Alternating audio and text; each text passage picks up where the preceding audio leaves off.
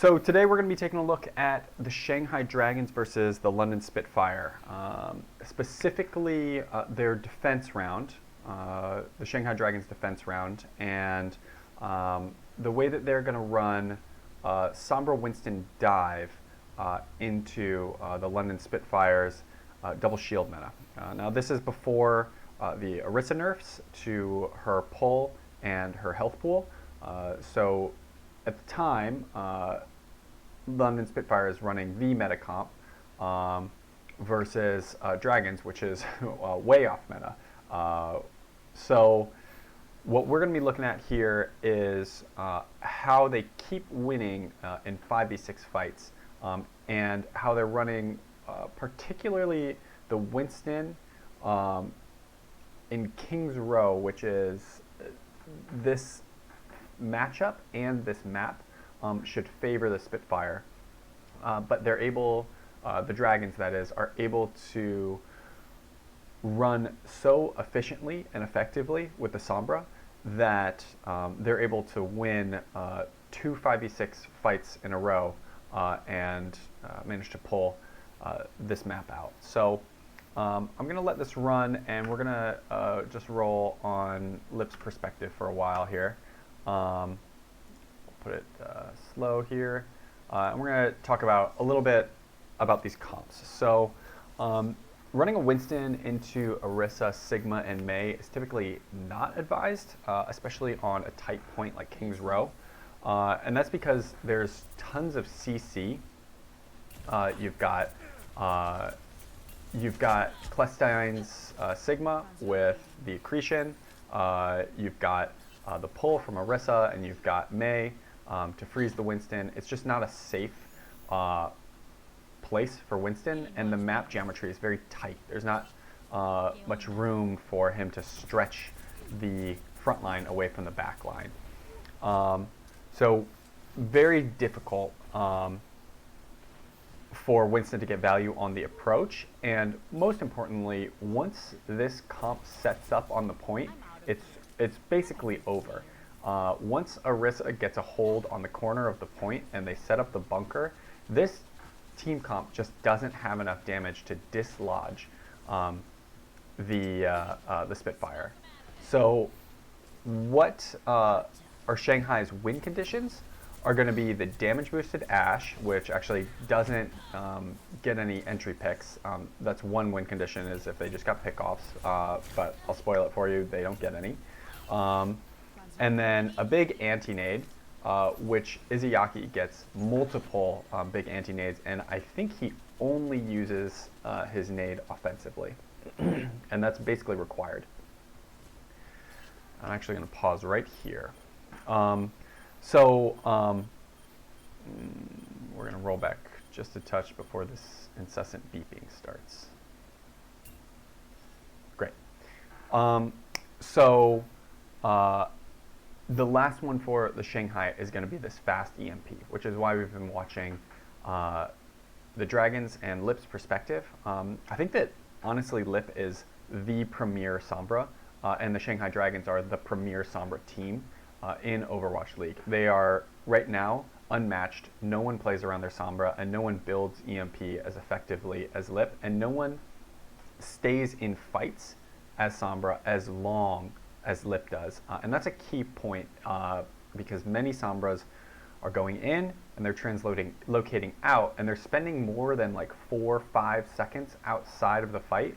So at that point, basically any DPS would be a better choice, because you're just contributing damage to the fight. But Lip stays in the fight. He finds ways to place his translocator, and he plays aggressively. He doesn't use stealth as much as many Sombras do, and he seems to just always have EMP. So we'll see the primary win condition for the Dragons is to have EMP before every fight starts. So this is a race right now. We've got Orisa almost to point. Her next move, so they're wrapping around the back here. They're trying to get their Mei Sigma onto this high ground, and Orisa wants to set up right here, just on this little corner where there's a little bit of cover, right? And just shell the back corner. And once Orisa's here, you lose. Because this, again, this comp for the Shanghai Dragons can't dislodge an Orisa. So at least not without EMP. So the race is Orisa wants to get to this point before Lip gets EMP, and EMPs the team. But we'll see this position here. So what's the CC? And actually, let me get these up. Great. So what's the CC for Spitfire? It's right here. It's freeze, rock, pull. The nice dive targets are all right here.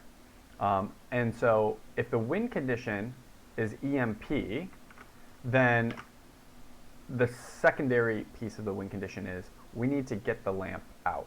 We need to either hit Baptiste with the EMP or we need to get him to use lamp.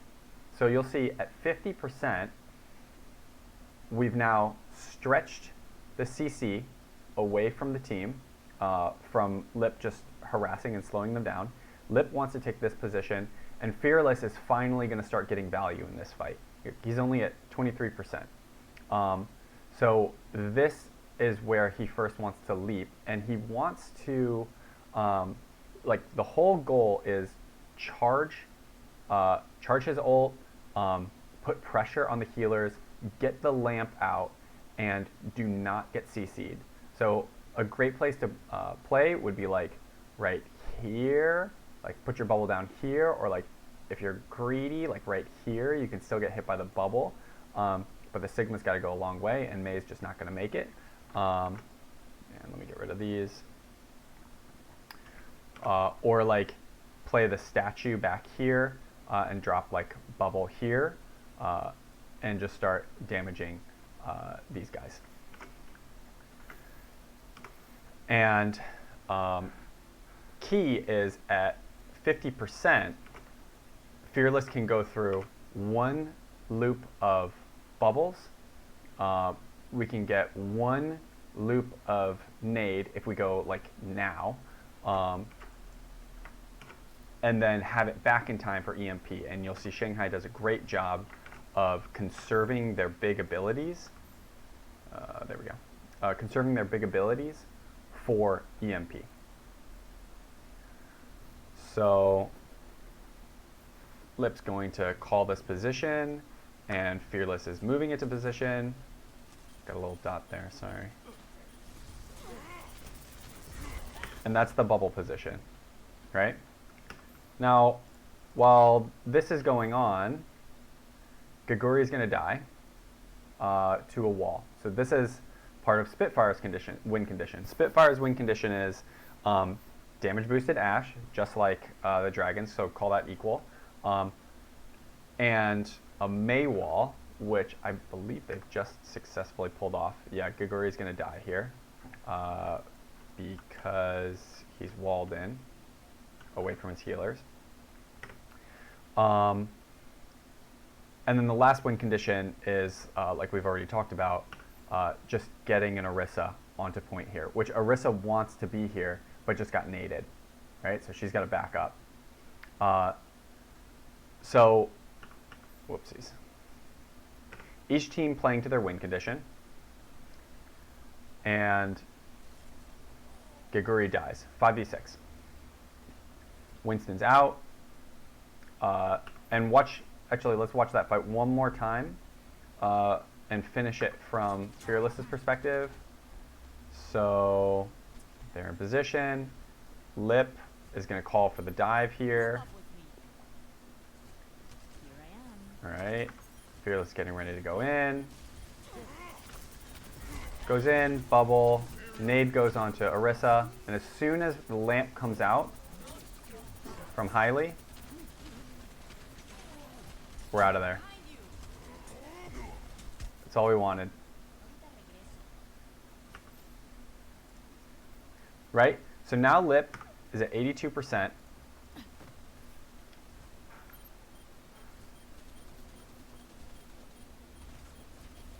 He's going to try and finish off his last bit of charger. This is risky. Notice how risky he's playing right now. So this is how you know the stakes, right? He's challenging a damage boosted Ashe. One headshot, he's dead. He's directly taking on a Spitfire win condition. But why? Like, he's got to make this high risk play because he needs this EMP right now. The tanks are on point. They're down 5v6. The Shanghai Dragons are.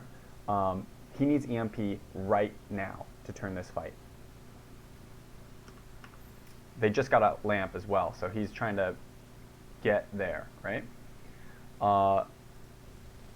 So, Lip. He's in a bad spot. Izayaki is playing aggressive forward, right? Izayaki is playing this risky position, right? Fearless is waiting for the EMP. They're looking for, I gotta get rid of this guy. They're looking for the EMP here. And Lip is just gonna stay long enough to get it and then get out of there. Next thing to look at, we've got EMP now. We're ready to go. Watch the discipline on Izayaki and Fearless.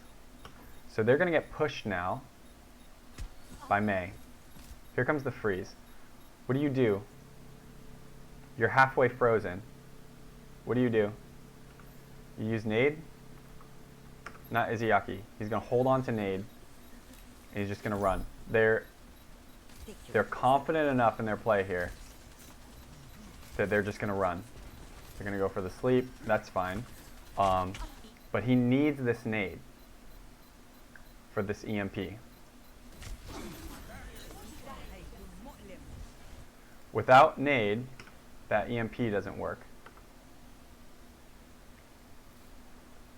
Because, why? Because both healers are safe.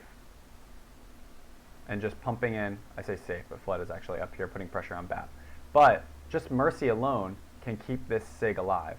Watch how close this Sig gets to surviving.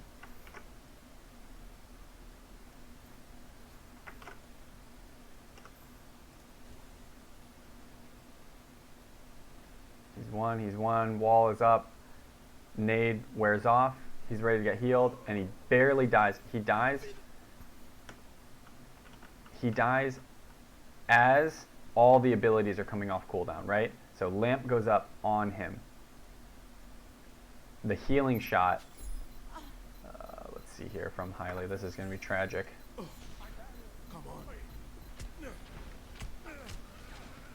He's got the heals, Actually, that's kind of a misheal. He should be healing a Sig. But Sig is purple at that point. Maybe he was probably already purple and I just couldn't see it from the viewer perspective. But literally the healing shot is headed there, the lamp is headed there as Celestine falls. So really important. Really important to hold your abilities. Fearless holds his bubble when he could have used it to save Izayaki over here. But they took the really risky play to put Izayaki in the corner and try to sleep and then just run away. They were just confident enough that they could body block and keep Izayaki alive. Izayaki could have naded himself, but instead he goes for the corner. He uses his tank's bodies to keep himself safe, and he puts himself in a position to get a big nade, and that's the nade that I think ultimately wins this fight. So it's going to get rezzed, but it's going to buy just enough time for now Gaguri's in the fight. We've got a 5v5 at the moment, and the pressure is on Spitfire to perform because Lamp is out and they're just not in a great spot right now. So key point is that Dragons are playing around EMP and Lip is doing everything he can. He is solely focused on building EMP. So Rez on Sig, 6v5 Spitfire. But just in time comes Nano and Primal. He's going to isolate Mercy here. And then he's going to take 3v1 while the rest of the team cleans up the last two that are outside. Other three, I suppose, that were outside.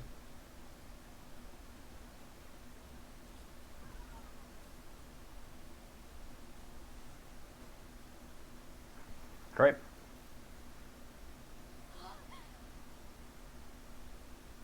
Mercy doesn't have a chance, and this is cleanup. So, and here's the hardest part about facing Shanghai Dragons is that fight just ended. They won on the EMP because they had the EMP first. We're already at 60%. Whoops. Nice. We're already at 60% for Lip. And so he's going to be, this is the hardest part when you're fighting against this Sombra team, is that Lip just always has EMP. Look, they haven't even walked in yet, almost 80%. Here's what I was talking about, not stealthing. He's just going to walk in here and just not stealth. Because all he's looking for is to finish damage. Like, he's just looking for chip damage, chip damage, chip damage. Literally every little bit of damage that he can get. He sees Sigbear is going to go down probably. Get a little bit on entry. He's even going to get headshot here. Go really low. But he sees he's so close. He's going to chill right here. And as soon as he hits 100, out.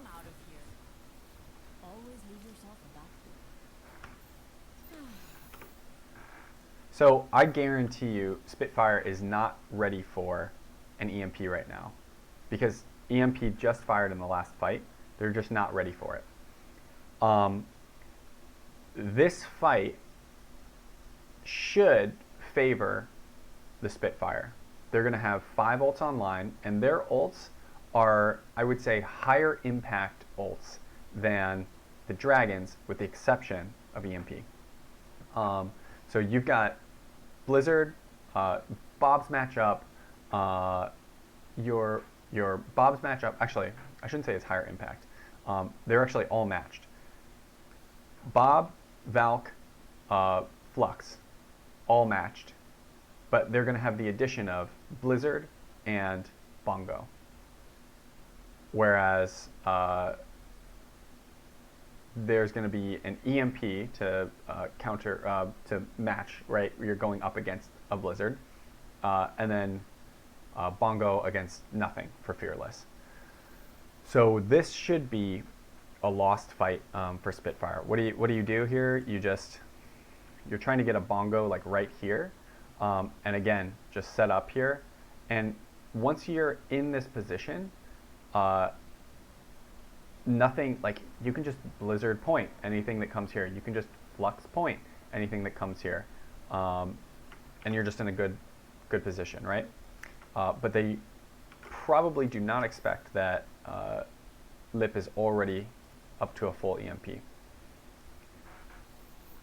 One of the things I want to highlight in this fight is that the Shanghai Dragons use EMP and Primal Rage offensively, and they use every other ult defensively because they don't have the same amount of sustain. So Bob's going to contest point because no one can contest point. EMP, collapse on Orisa. Valk came out before EMP. They're going to get the res here. Geguri goes down. 5v6 situation. Bongo comes out. This right now, this is a lost fight for Dragons. This is over. So Bongo's active, Bob is active on point. They still have Blizzard, Flux in reserve. 5v6. This is 100% a lost fight for the Dragons. But I want to highlight Lee Jagon and Izayaki and Fearless here. This is, it's Fearless is doing what he can. He's basically a body on point. He's doing his job, but these two keep him alive. And again, all ults are going to come in and just be defensive to keep Fearless alive, because they had to give up 2 ticks on the first push because they were 5v6. So let's watch the misery that is Fearless's perspective here.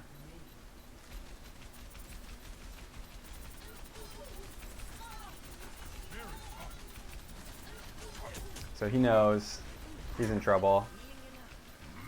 Valk is out.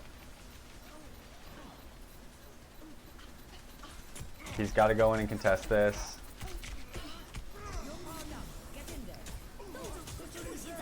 Nano comes out to keep him alive.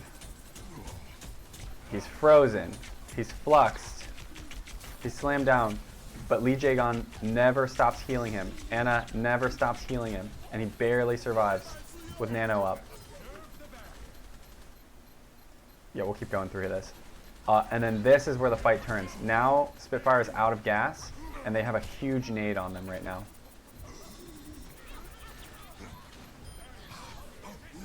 And Fearless is never going to die here. Unreal. Absolutely unreal. And Fearless played well, but really it's on Lee Jae-gon and Izayaki for this fight. And also Geguri, who uses his ult defensively. I mean, it's like a hybrid defense and offense ult, but it's primarily defensively how he uses this ult. So let's take a look from overhead. So Bongo, Bob, Blizzard, and Flux are about to come in. And let's actually look from Geguri's perspective. He's coming back from spawn still. We'll watch Izayaki. He's going to give him the nano as soon as he gets it. Geguri comes back, uses ult to get into the window, and stop right here. So this ult is so perfect because, excuse me, because Fearless is frozen. They had to use nano on him. Valk has just run out, and he's up in a flux right now. So if he goes to half health, when this flux goes off, he's dead. So they need to keep him, they only have a quarter of health to work with, right? This flux, first off, he uses it before he gets into the window, or before he comes around here, right? He uses it to fly up into the window. As soon as he uses it, what happens? People fly back. They retreat back. That's a huge sleep, by the way. They retreat back, and then he's going to flux here, right? He's making the Spitfire move back so that he can flux them over here and prevent them from doing damage, right? He's throwing off their aim, he's lifting them, he's making them move back. If the window could have gone up and they could have shot through it, like any tiny bit of damage more, I think Fearless was like 125 when he hits the ground. So that's like one headshot from Ash. That's like one headshot almost from Mei. That's like a little bit more damage from Sig. That's even like just a couple pistol shots from Mercy, right? Or like damage boost on any one of these abilities, right? So the flux back here is awesome. It gets them all low, and then Fleta is going to come up with a nade and just finish. And I think he's eventually going to die, but it's pretty baller. So awesome, awesome support play to keep Fearless alive. And then great, I mean, Geguri dies and he kind of puts everyone in a bad position.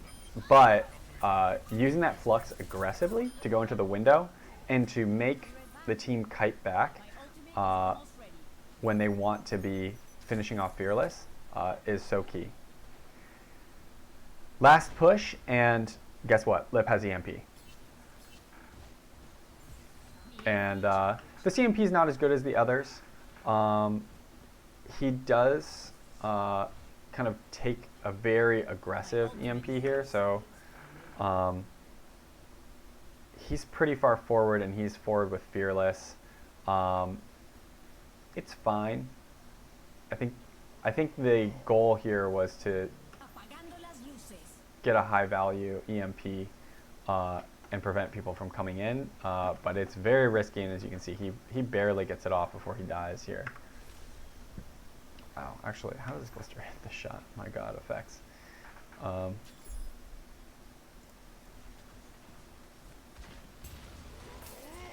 Nice. Actually, that's just a really good shot from Glister. But still, jumping over the entire London Spitfire, pretty risky. But Fearless is just going to get it done. Fearless's Primal Rages are so good, it's ridiculous. So look, he's taking at least 2 players. He had Hyley's attention as well there, and now he's back in the front line.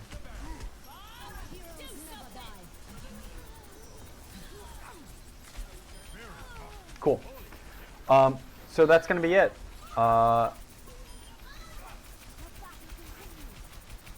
For people who are watching this to say, how can I do this in my own games? I think the primary takeaway here is effective ult usage and understanding your win conditions.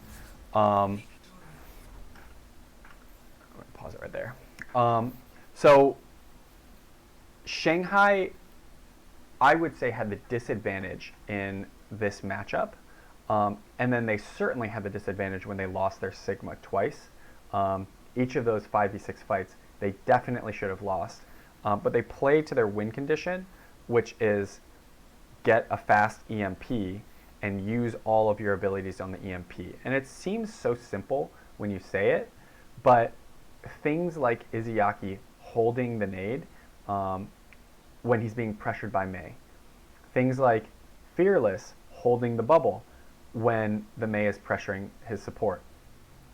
These are little things that it seems like not a big deal when you throw that nade, but you absolutely, like when you are playing for EMP, you need to get value from the EMP. You're giving up damage. You're giving up, in this matchup, you're giving up Mei, which means you're giving up walls. You're giving up the ability to isolate a target and burn them down.